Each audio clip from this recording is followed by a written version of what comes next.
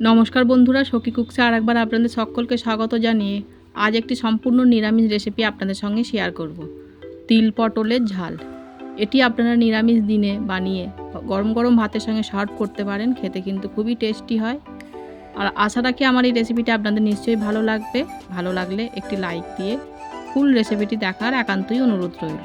তবে আসুন বন্ধুরা, দেখে নিন এই রেসিপিটা আমি কিভাবে বানিয়েছি। সবার প্রথম আমি এখানে গোটা ছয়েক পটল নিয়ে নিয়েছি। এবার এই পটলের খোসাগুলোকে ছাড়িয়ে আমি বেশ ভালো করে ধুয়ে নেব। আমি এখানে পটলের খোসাগুলো ভালো করে ছাড়িয়ে ধুয়ে নিয়েছি। এবার একটা চাকুর সাহায্যে আমি সামান্য করে একটু কেটে দেব, যাতে এর মধ্যে ভালোভাবে নুন ঢুকে যেতে পারে বা বাকি মশলাগুলো ভালো মতো পটলের মধ্যে ঢুকে যায়। আমি এই 6টা পটলই এইভাবে আমি কেটে নিলাম।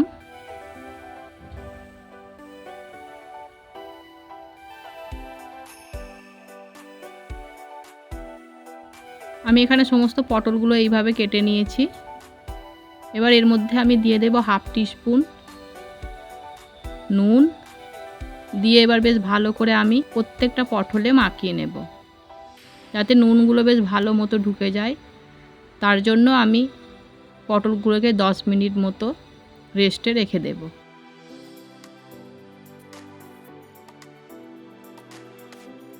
আমার এখানে পটলগুলো সব নুন মাখানো হয়ে গেছে। এবার 10 মিনিট মতো এগুলোকে রেস্টে রেখে দিলাম। অন্যদিকে আমি একটা তিলের পেস্ট বানিয়ে নেব। তার জন্য আমি একটা ছাঁকনির মধ্যে 4 চামচ সাদা তিল আর 1 চামচ সাদা সর্ষে ভালো করে ধুয়ে পরিষ্কার করে নিয়েছি। এবার আমি এই মিক্সি জারের মধ্যে দিয়ে দিলাম তিল আর সর্ষেটা, আর এর মধ্যে অ্যাড করে দিলাম 4টে কাঁচা লঙ্কা। ঝালটা আপনারা আপনাদের পরিমাণ মতো দিয়ে দেবেন। আর 1/2 কাপ জল দিয়ে আমি একটা মিহি পেস্ট করে নেব। আমি তিলটা বেশ ভালো করে মিহি পেস্ট করে নিয়েছি। আমি 10 মিনিট পর ফিরে এলাম। এই দেখুন পটলগুলো বেশ একটু নরম হয়ে গেছে। এবার আমি ভেজে নেব। ভাজার জন্য আমি এখানে পরিমাণ মতো সর্ষের তেল নিয়ে নিলাম। এবার তেলটা বেশ ভালো করে গরম করে নেব। গরম হয়ে গেলে এবার পটলগুলোকে আমি সব দিয়ে দেব।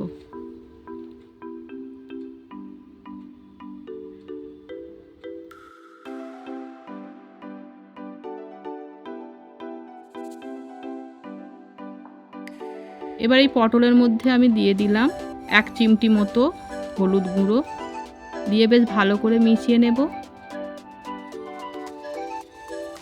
আর মিডিয়াম ফ্লেমে নাড়াচাড়া করে পটলগুলো বেশ আমি গোল্ডেন ব্রাউন করে ভেজে নেব।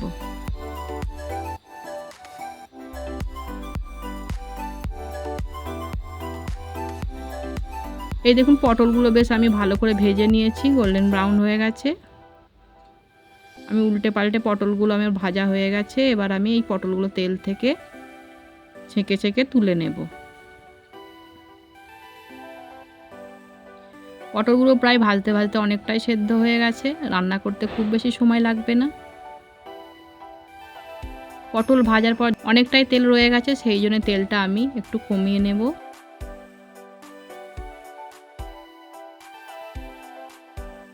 তেলটা আমি কমিয়ে নিয়েছি। এবার এর মধ্যে দিয়ে দেব 1/2 টিস্পুন কালো জিরে, 2টো শুকনো লঙ্কাকে আমি ভেঙে নিয়েছি। 2টো শুকনো লঙ্কা দিয়ে কয়েক সেকেন্ড আমি ফোড়নটাকে ভেজে নিলাম।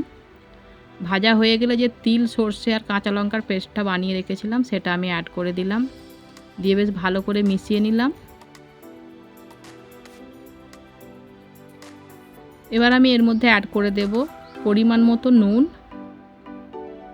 1 চিমটি হলুদ গুঁড়ো আর 1 চিমটি লাল লঙ্কা গুঁড়ো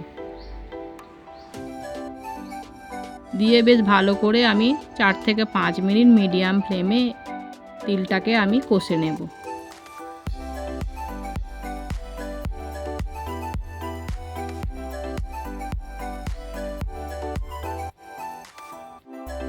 আমি মিডিয়াম ফ্লেমে তিলটা বেশ 4 থেকে 5 মিনিট কষিয়ে নিলাম। তেলও ছেড়ে গেছে, তিলের গা থেকে বোঝা যাচ্ছে। এবার আমি 1 কাপ জল অ্যাড করে দিলাম, দিয়ে আবার বেশ জলটা ভালো করে তিলের সাথে মিশিয়ে নিলাম। এবার এই গ্রেভিটাকে আমি ফুটতে দেব।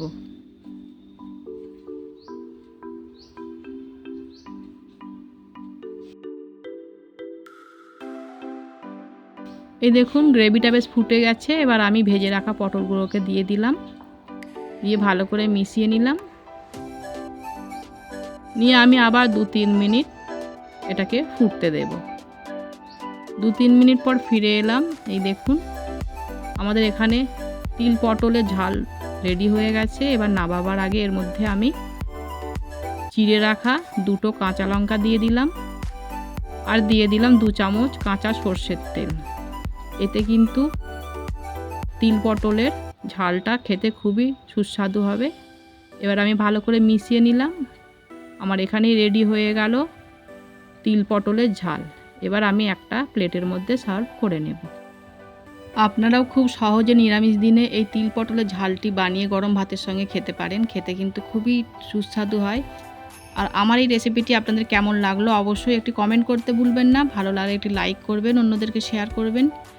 আর এই ধরনের নতুন নতুন রেসিপি আমার চ্যানেলে দেখতে হলে চ্যানেলটিকে সাবস্ক্রাইব করে পাশে থাকা নোটিফিকেশান বাটনটিকেও অন করে দেবেন, যাতে নতুন নতুন ভিডিও আপলোড করলে সবার প্রথম আপনাদের কাছে পৌঁছে যায়। আবার আপনাদের সঙ্গে দেখা হচ্ছে অন্য আরেকটি নতুন রেসিপির সাথে। ধন্যবাদ।